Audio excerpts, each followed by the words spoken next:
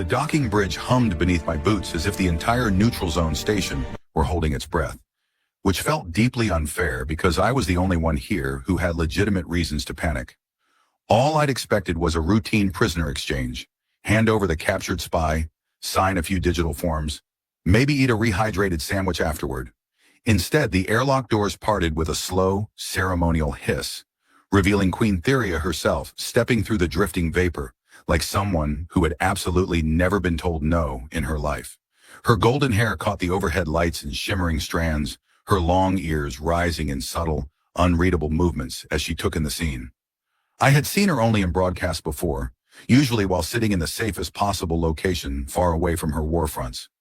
Seeing her now in person, and apparently interested in me specifically, was the kind of shock that made my brain attempt to reboot. My security team straightened so quickly, I thought one might pull a spinal muscle. Theria's gaze swept over them. Then her attention landed on me, and stayed there, which felt like being pinned under a starship spotlight. She stepped forward with slow, unhurried precision, stopping just close enough for me to catch the faint, cool scent of her armor. Metal infused with something like citrus and ozone. Her long ears angled forward as if tasting the air around me. I attempted to nod professionally, but the motion came out as half bow, half spasm, which I am fairly certain was not listed in the diplomatic manual. She circled me once, boots whispering on the metal decking, studying me with an expression so calm I couldn't tell whether she was evaluating my worth or estimating my serving size. My team looked ready to faint. I would have joined them, but I didn't want to embarrass humanity on an international stage. Again. When she came to a stop in front of me, she dismissed my guards with nothing more than a flick of her fingers. Every single one of them obeyed instantly, leaving me alone with the most feared ruler in 3 sectors. Her eyes swept me from head to toe with unsettling interest. Then her voice, smooth as polished stone, yet layered with a sharp undertone, cut through the silence. "You're staying in my quarters tonight, human." There are many reactions a well-trained officer might have in such a situation. Mine was to make a small sound that can only be described as a dying ventilation fan. Theria blinked once, as if cataloging this noise for future study. Before I could say something intelligent, or something at all, her guards returned, not to protect me from her, but to escort me toward her dreadnought. The corridor swallowed us in red light that pulsed like a heartbeat. Massive viewports allowed glimpses of the nebula beyond, swirling in colors no human eye was meant to process without a warning label. The dreadnought's interior architecture was all sharp angles and seamless plates, as though the entire ship had been carved from a single mineral. I noticed several control panels labeled in alien script, each one glowing with gentle bioluminescent patterns. I tried to look like I understood any of it. Spoiler, I did not. The guards led me deeper, the air growing cooler as if the ship itself were exhaling. We passed through security fields that tingled across my skin, and at one point, a hovering drone zipped overhead and scanned my face. It beeped twice in confusion, which was honestly the most relatable reaction I'd gotten since arriving. When we finally reached the Queen's private chamber, the doors peeled open to reveal a room so enormous I wondered if the architect had been compensating for something. A panoramic viewport stretched across the far wall, displaying the nebula battlefield where her armies had once broken a fleet. Even from here, the cosmic dust shimmered like embers suspended in water. Standing before that view, framed by swirling colors, was Theria. She didn't turn immediately, which gave me an entire 3 seconds to absorb the fact that I was alone with a woman rumored to have vaporized a moon during a negotiation. Her long ears flicked in acknowledgement before she faced me fully, eyes narrowing in focused study. I offered a nervous smile, because if this was the last expression she ever saw in me, I wanted it to be at least somewhat friendly. "The prisoner you delivered," she said, voice calm, "was bait." I swallowed, loudly. "Bait," I repeated, as if maybe she would say, "Just kidding." She did not. "You humans have interrogation techniques we cannot replicate. Your species specializes in influence, persuasion, psychological pressure." She stepped closer, stopping within arm's reach. "I wish to learn these methods." I nodded very slowly, mostly because my brain had abandoned the concept of actual speech. Her long ears angled toward me, waiting. A desperate attempt at humor escaped before I could stop it. "I charge by the hour." Silence fell. The sort of silence that could end careers, planets, or my immediate existence. Then, unexpectedly, Theria's lips curved into the faintest smile. "Excellent," she said. "Then let us begin." The door sealed behind us with a soft metallic thrum, the kind that implied it could also seal with significantly more enthusiasm if the queen wished. I stood at the threshold of her chamber, trying not to look like someone who had accidentally wandered into the wrong side of a war. The room opened into a vast expanse of polished black flooring that reflected every faint shimmer of the nebula outside. The ceiling arched high above us, lined with silver conduits that pulsed faintly, like veins of a sleeping creature. If her entire dreadnought was alive, I decided I didn't need to know. Theria moved toward the center of the chamber with unhurried steps, her long ears sweeping upward as though sensing every vibration of the ship around us. She did not gesture for me to follow, yet my legs obeyed on their own, as if compelled by the gravitational pull of sheer authority, or fear, mostly fear. A large interface table rose from the floor as she approached it, columns of alien script flickering to life. I resisted the urge to poke one of the glowing glyphs. My last attempt to touch unknown technology had resulted in a week-long lecture about diplomatic property misuse and a mild but memorable static shock. Theria placed her hand over the interface. The holographic projection expanded outward, forming a three-dimensional reconstruction of a battlefield. Blue figures representing her troops advanced across a scorched terrain. Red figures, human, responded with tactical precision. The simulation's realism made my stomach tighten, at least until the blue soldiers suddenly tripped over a rock that hadn't existed a second before. I blinked. Is that normal? Her ears tilted back in annoyance. The new simulator update is flawed. That makes two of us, I muttered before I could stop myself. She turned her gaze toward me, a sharp flicker of curiosity passing through her golden eyes. My career flashed before me, waved politely, and jumped into an airlock. But instead of reacting with offense, she simply adjusted a glyph on the console and restarted the simulation. I have been reviewing your species interrogation method, she said. Your reports are thorough. Your strategies are subtle, yet your results rely heavily on psychological disruption. I nodded cautiously. Humans are good at being irritating. It's a survival trait. She studied me with unsettling seriousness. Show me. Show you what? Human irritation? Yes. Well, I said, rubbing the back of my neck. Normally we use long lines at government buildings, traffic jams, and customer service calls, but I doubt you have any of those on board. Her long ears twitched upward, the alien equivalent of a raised eyebrow. Demonstrate verbally. I cleared my throat and attempted my best imitation of a hostile interrogator. Confident, methodical, strategically annoying. First step is establishing discomfort. Not physical, just persistent presence. I stepped a bit closer and leaned slightly forward. Invading personal space. She did not flinch. Her expression did not shift. Her ears, however, perked upward, as if assessing the move. Continue. Then you ask repetitive questions, focused but irritating. For example, why did your operative surrender so easily? She replied instantly. He made a tactical miscalculation. Why did he make it? Because his training. And why was his training inadequate? Her eyes narrowed ever so slightly. Human, if you repeat that question again. See? It works. A brief spark of amusement flickered across her face, and she turned back to the projection. Your people use words as weapons. Mostly because real weapons are expensive, I said, and because sarcasm requires no maintenance. She took a slow step around the table, circling me the same way she had on the docking bridge. But this time, her posture lacked the predatory sharpness of earlier. She seemed evaluating, calculating angles not for slaughter, but for understanding. Explain this, she said suddenly, lifting a hand to the holographic battlefield where humans created defensive patterns with unpredictable turns. Your irregular formations, they lack symmetry. That's the point, I said. Predictable patterns get you killed. Humans thrive on improvisation. She considered that. Your species embraces chaos. Only professionally.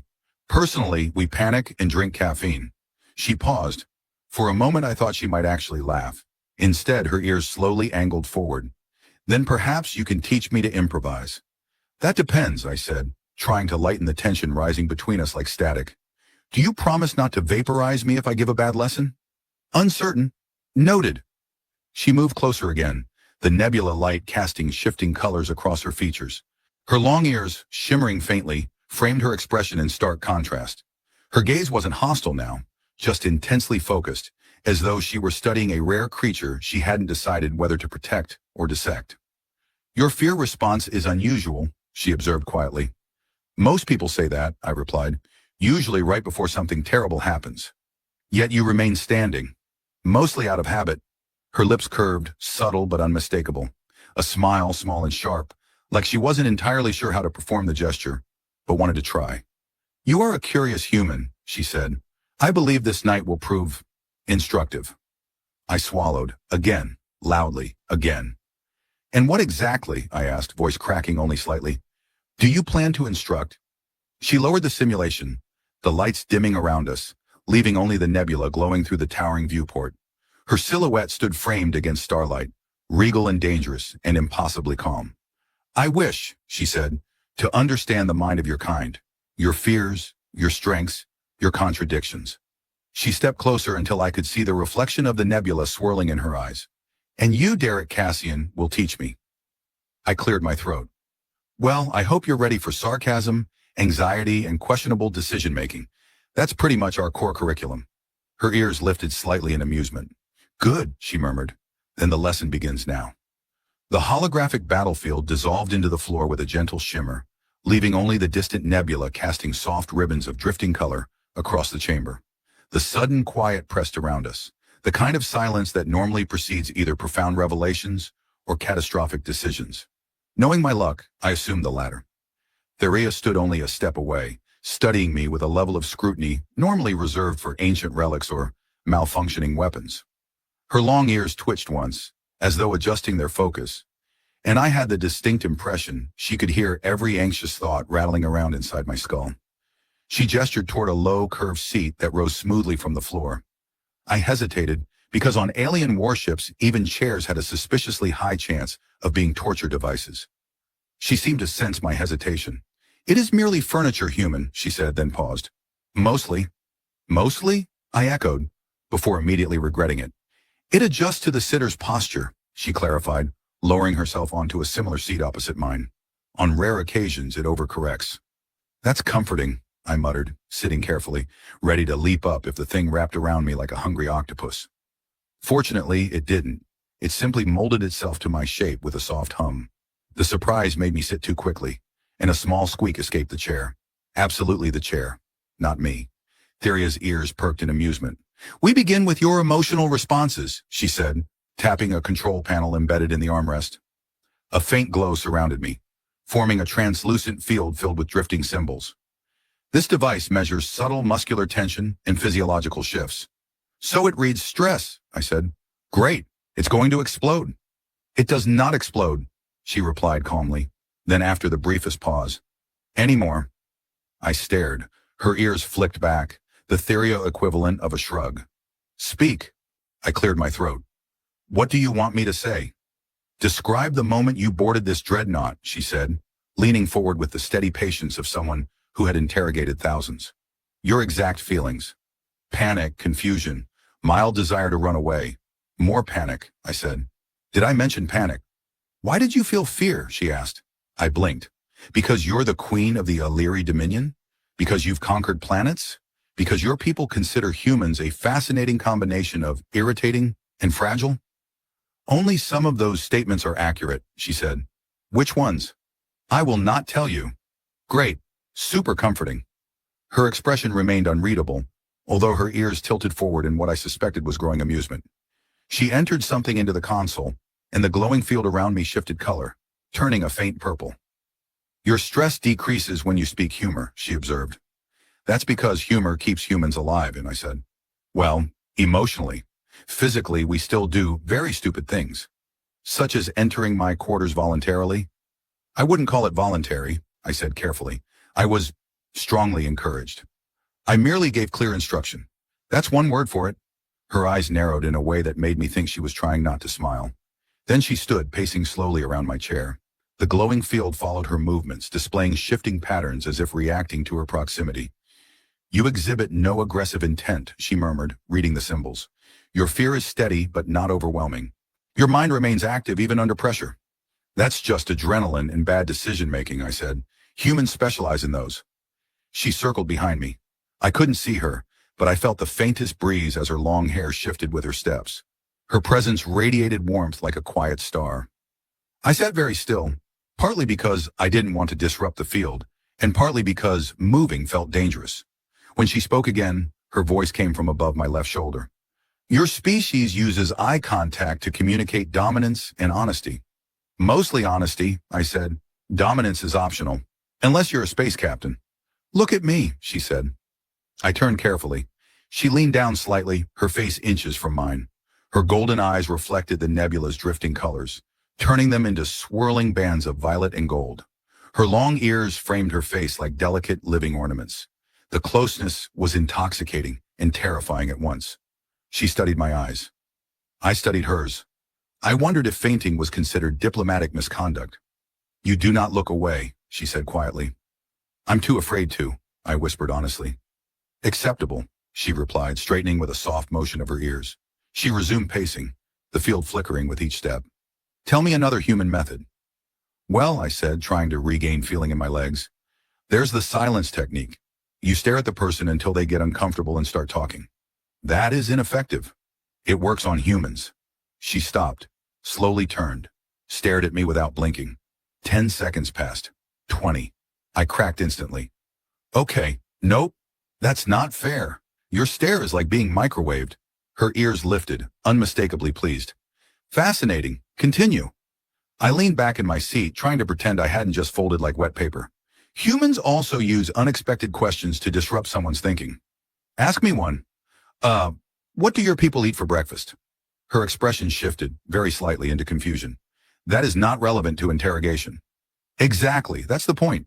She seemed genuinely perplexed. You believe confusion yields truth? No, but it buys time while the other person recovers from the absurdity. She considered that.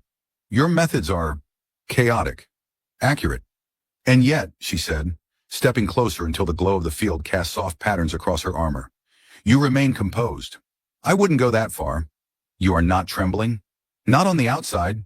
Her long ears rose, soft at the edges. She examined the floating symbols again, then looked at me. There was no coldness in her voice when she finally spoke, only something measured, calculating, and strangely gentle. You are teaching me more than I anticipated, Derek Cassian. Well, I said weakly, I do try. I see that, she murmured, and I am not displeased. My stress field pulsed a bright, panicked pink. She watched it, then looked at me, then said very softly, your honesty is refreshing. And the worst part, the absolute worst part, was that I had no idea whether she meant it as a compliment, a threat, or something far more dangerous. The pulse of the stress field dimmed as Theria deactivated it, leaving the air strangely lighter, like a pressure had been lifted from my skin. She stepped away from the chair, moving toward the panoramic viewport where the nebula unfurled in slow rivers of violet and red. Her silhouette cut cleanly against the cosmic colors, the outline of her long ears sharp and unmistakably regal. I remained seated because my legs were currently remembering how to function, and I didn't want to interrupt their process. Humans, she said at last, clasping her hands behind her back, navigate fear through humor. I find this trait curious. That's one word for it, I murmured. Some call it coping, others call it denial. We just call it Tuesday. Her ears angled slightly, the Illyrian version of a raised eyebrow. You speak lightly of serious matters. That's our secret, I said. If we don't joke, we panic. If we panic, everything gets complicated, and usually on fire. She considered this with a slow tilt of her head. Your species sets things on fire when distressed? Accidentally, I clarified quickly. Mostly. She walked back toward me, the shifting nebula glow rippling across her armor. When she sat opposite me again, the seat formed itself around her with a soft hum.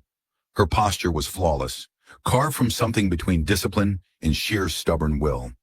I tried to sit straighter in response and immediately felt a muscle in my back protest. She noticed. You are uncomfortable, she observed. No, I said quickly. This is extremely comfortable. My spine is just filing a complaint. Her lips twitched, almost a smile, almost an insult to all her past terrifying broadcasts. You are unlike the humans I have encountered. Good or bad? I have not decided. That's fair, I said. I also haven't decided about me. She leaned forward, hands resting lightly on the chair's edge. Then tell me, in human interrogation, when does the subject reveal the truth? Usually, I said, after they get tired of talking around it. Then we will test it. Her long ears angled forward as she straightened. I will ask. You will answer. That sentence had so many dangerous implications that my soul temporarily considered leaving my body. Define answer, I said cautiously. Truthfully, she replied. Ah, so not my specialty. She ignored that. Why did you agree to join the prisoner exchange program? I blinked. That seems random. Unexpected questions, she said. Your method. You taught it. Oh, I said. Right. That's on me.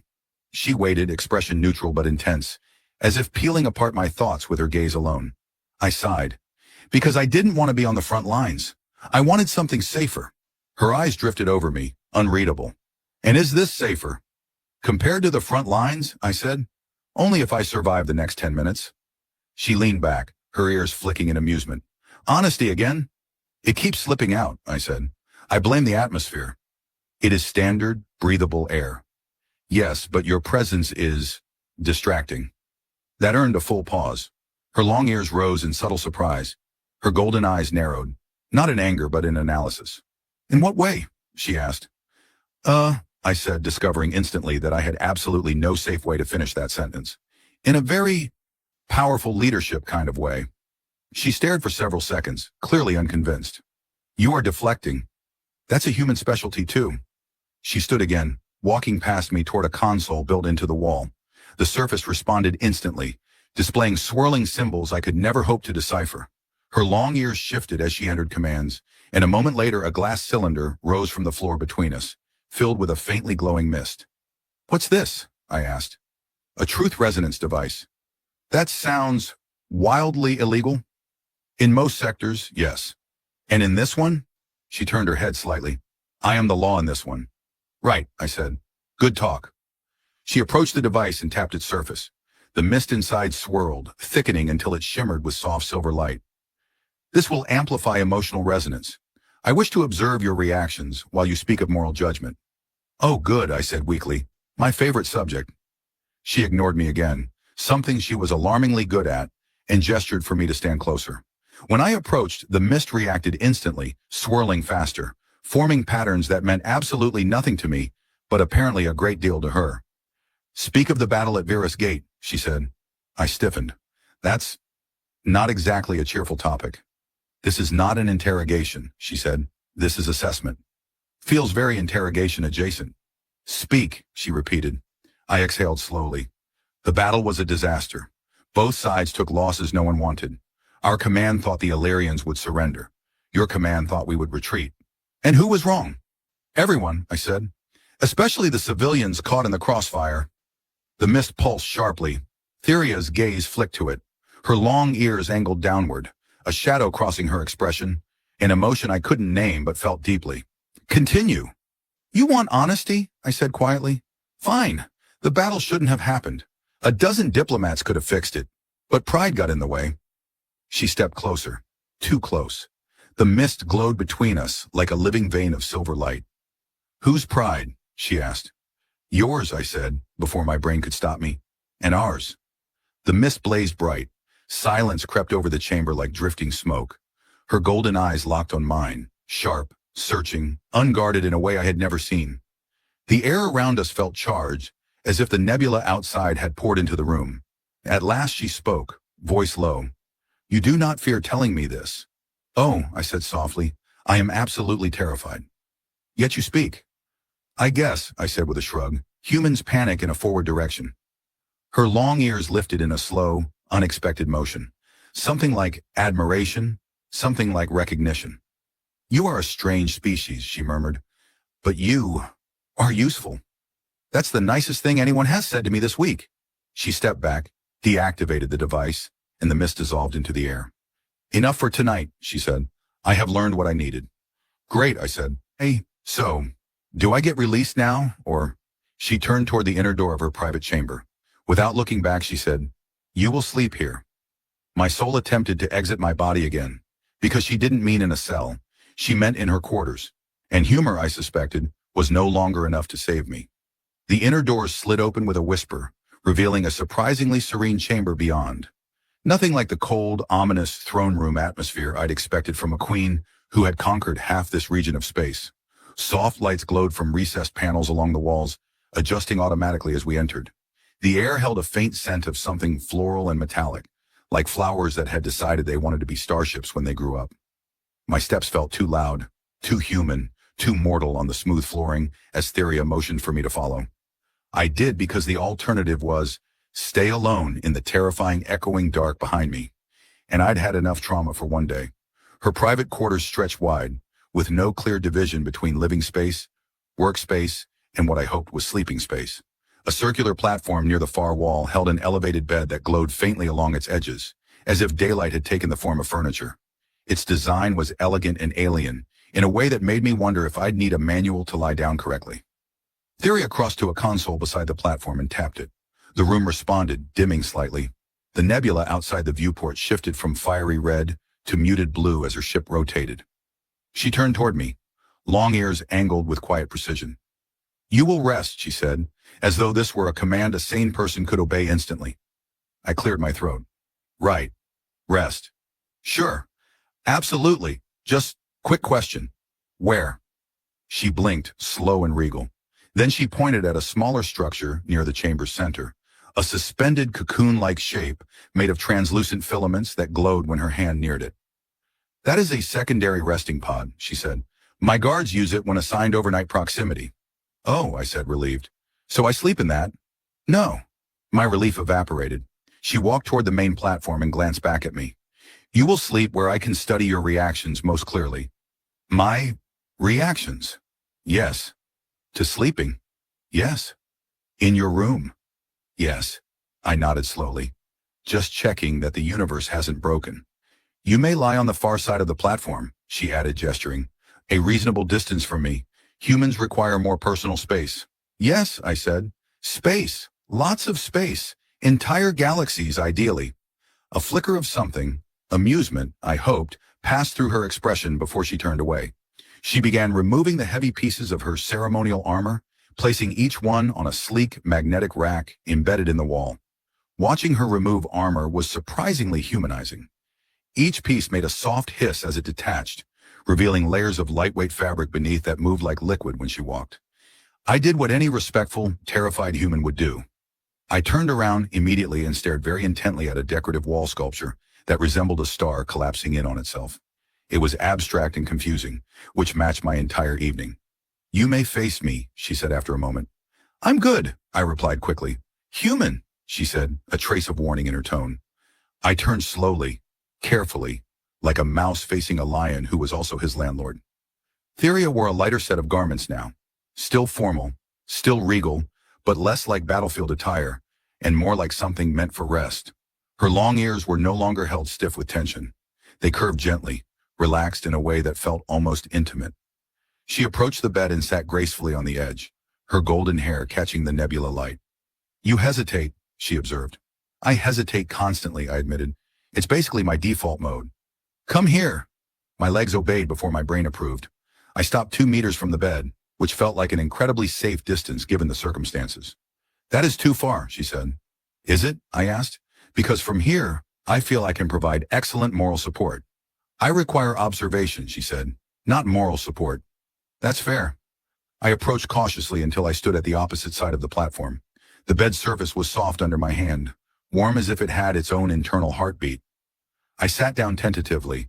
The surface adjusted instantly, molding to my shape. I yelped. She glanced at me. "Is it harming you?" "No," I said quickly. "It's just really proactive." She lay back on her side, facing the nebula, her long ears angled in my direction. "You will lie down as well." I eased myself onto the platform, making sure at all times that a diplomatic distance existed between us, large enough to park a small shuttle. The bed adjusted again, sighing softly, as if judging my posture. I exhaled a slow breath, trying to appear calm. "You remain tense," she said. "I am lying on the bed of an alien queen," I said. "My body is doing what it can." "Your species fascinates me," she murmured. "That's one of us." Her gaze shifted toward me briefly. "Are you afraid that I will harm you?" "I am aware," I said, "that you could flick me off this bed and directly into orbit." Her long ears lifted, subtle and graceful. "I would not." "That's oddly comforting." "Your honesty," she said quietly, "is disarming." "That's accidental." "It is valuable." I stared at the nebula through the viewport, letting the drifting lights wash over my thoughts. The room hummed with quiet, steady energy, a soft pulse beneath the bed as if the ship itself were breathing. After a long silence, she spoke again. Derek? Yes? You did not lie to me today. Was I supposed to? Many would have. Well, I said, shifting slightly. I figured if I was going to die, I might as well be myself. She turned her eyes fully on me, the nebula reflecting in her irises like molten glass. You will not die here, she said. That's probably the nicest thing you've ever said to a human. I do not say things lightly, she replied. I've noticed. She watched me for a moment longer, long ears angled forward in unguarded curiosity. Then very quietly she said, Rest, Derek Cassian. Tomorrow we continue. I swallowed, nodded, and tried very hard to relax. But falling asleep beside the most feared ruler in the galaxy, in her private bed, on her ship, under her direct scrutiny? Yeah, no pressure at all. The lights dimmed to a soft twilight glow, programmed to mimic some distant Aelarian dusk cycle. I lay very still, doing my best impression of a man who definitely belonged in the private resting chamber of a galactic monarch. Spoiler, I did not. Sleep, however, refused to acknowledge my existential crisis and crept over me in slow, heavy waves. I drifted in and out, haunted by dreams of glowing truth mist and chairs that corrected posture with malicious enthusiasm. What finally jolted me awake was the ship itself. A soft vibration rolled through the floor, followed by a deeper thrumming that made the bed's surface ripple as though the dreadnought had a heartbeat. I sat up instantly, hair sticking out in directions that defied physics. Theria was already awake, propped on one elbow, her long ears sharp and forward in alertness. What was that? I whispered. A shift in the primary warp stabilizers, she said calmly. They recalibrate at dawn. Your ship recalibrates at dawn? That feels unnecessarily dramatic. Her gaze lingered on me for a moment, golden eyes half-lidded with the softness of someone not fully awake. You speak loudly in your sleep. My entire soul froze. I do what now? You muttered, repeatedly. Oh no, she continued, her expression bland, but her ears betraying faint amusement.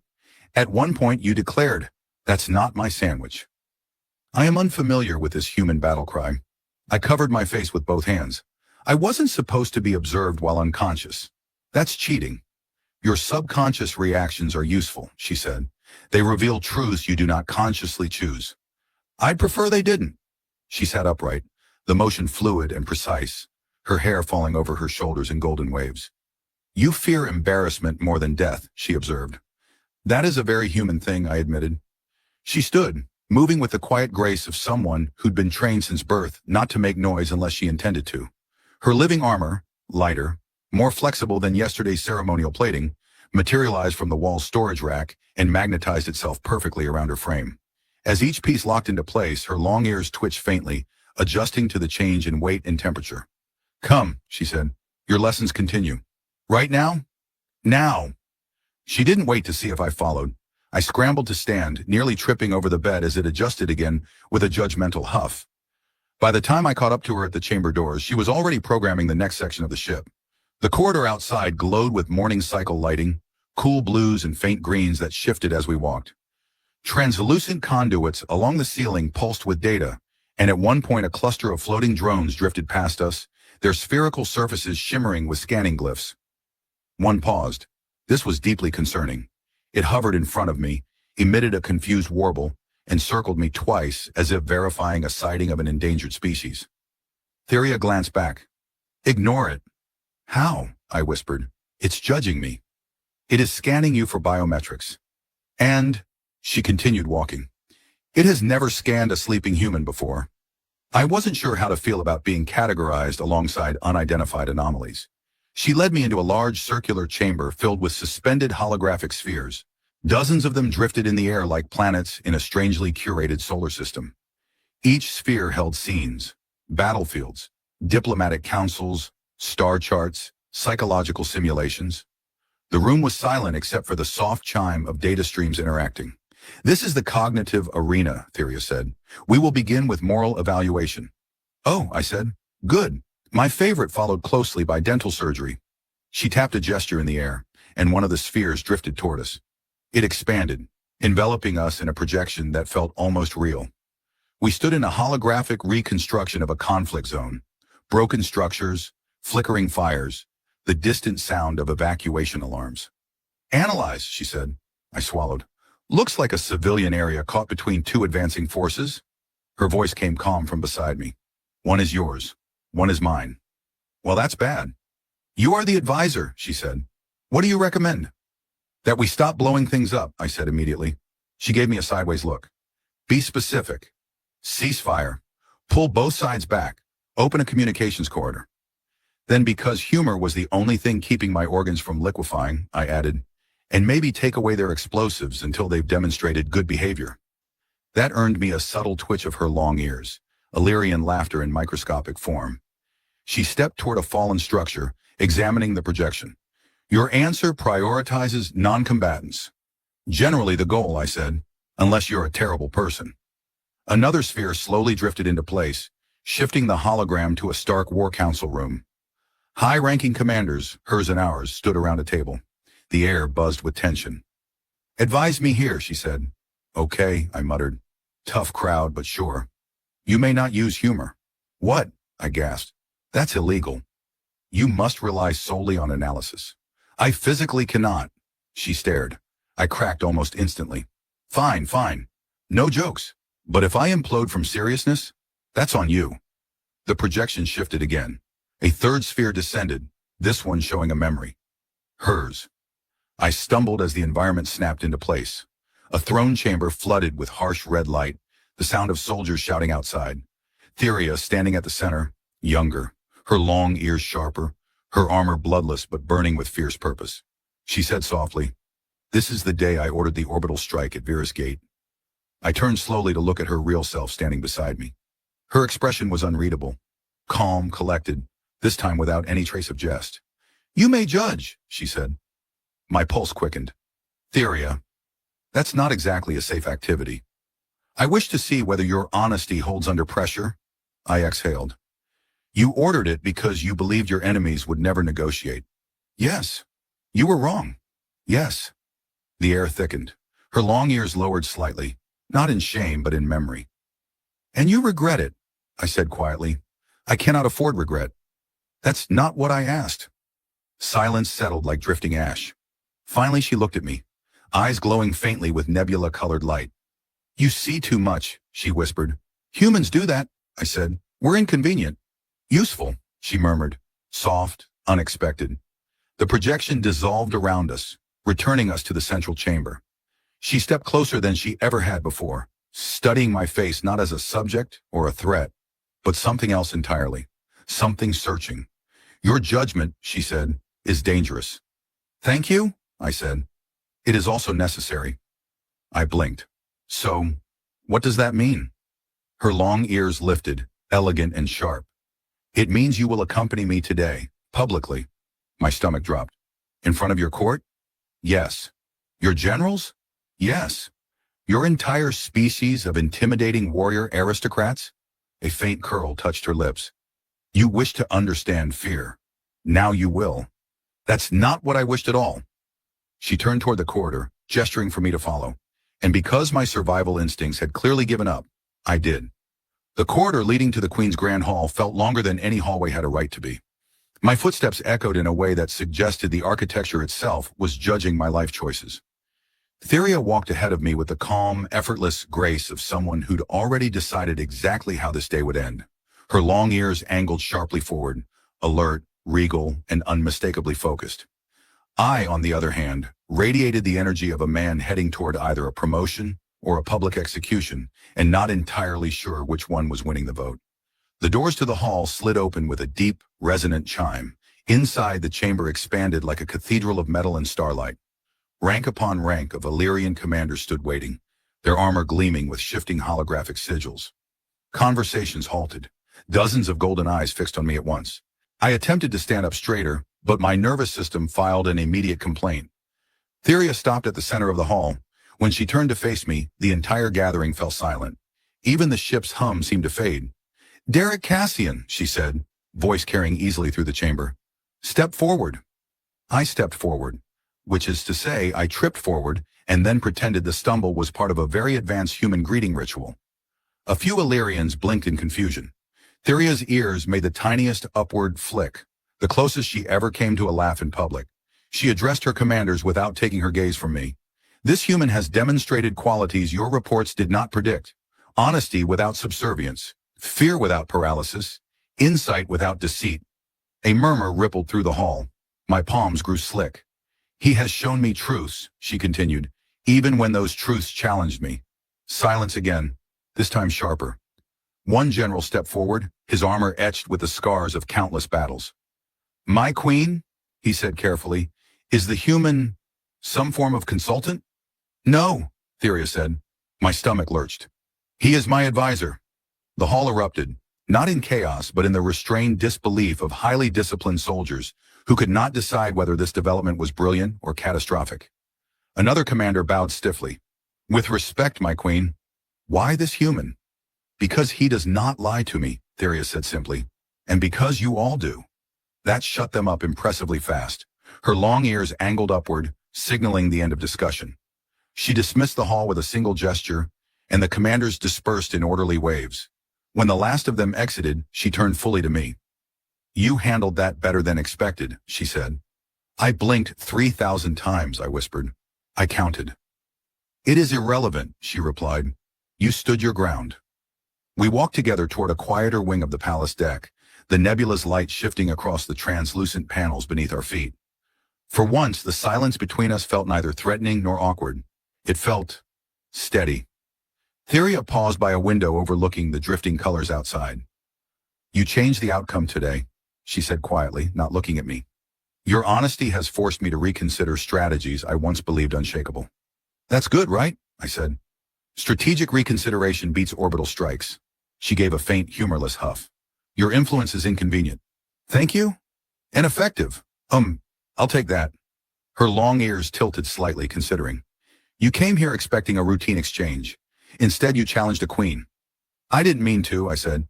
It just happened. Humans, she murmured, have a way of making things happen. We stood side by side for a moment, watching the nebula swirl like cosmic ink in slow motion. I realized then that she looked less like the unapproachable monarch I'd seen in broadcasts, and more like someone carrying the weight of an empire alone, with no one to tell her when she was wrong. No one until me. She turned, and for the first time since I'd met her, her expression held something unarmored, something almost vulnerable. Derek Cassian, she said softly, you have altered the trajectory of my rule, of my life. My throat tightened unexpectedly. And you've definitely altered mine. She tilted her head, studying me. Humans change when confronted with truths, she said. Have you changed? I considered that. Yeah, I said quietly. I think I have.